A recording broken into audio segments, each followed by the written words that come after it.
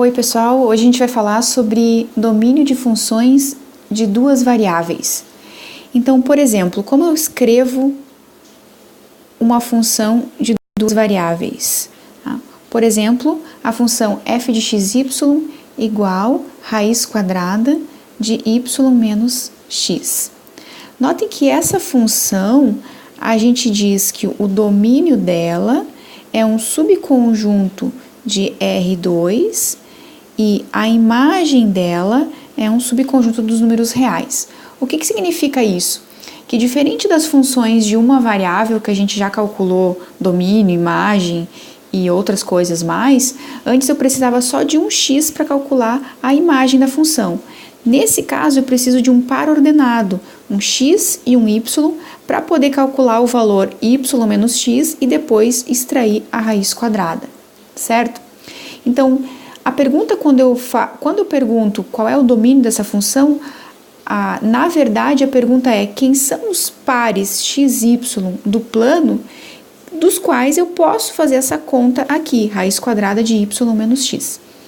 Como temos essa raiz quadrada aqui, é preciso garantir que o que está dentro da raiz, o y menos x, seja um valor maior ou igual a zero, ou seja, y seja maior ou igual que x.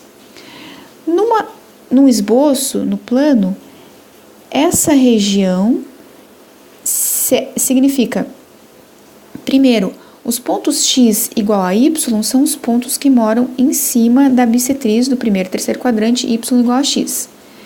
Os pontos do plano cartesiano onde y é maior do que x são os pontos que moram acima da bissetriz y igual a x.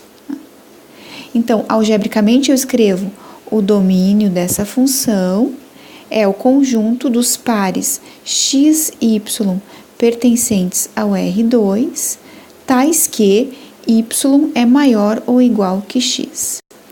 Sobre os resultados desse cálculo, que são quando eu substituo o valor de x, de y, calculo a raiz quadrada, os possíveis resultados que eu posso obter, a gente chama de imagem dessa função, e eu tenho certeza que essa imagem está contida no conjunto zero mais infinito, ou seja, que ela é maior ou igual a zero.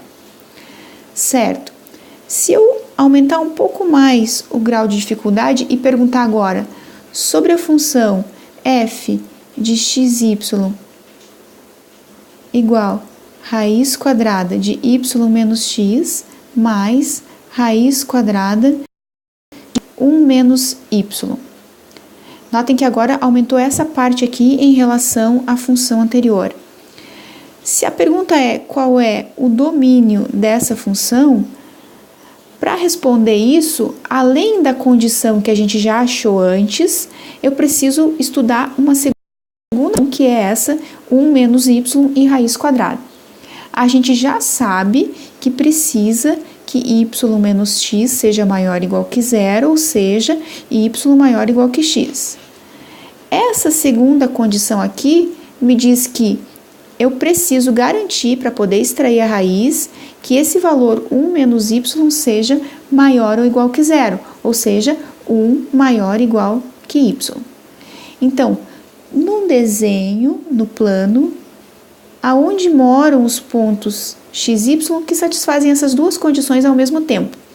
Para esboçar isso, a gente desenha primeiro aonde estão os pontos y maiores ou iguais que x, que são os que a gente já viu na função anterior, y igual a x, todo mundo que mora em cima dessa reta ou acima dela, e, além disso,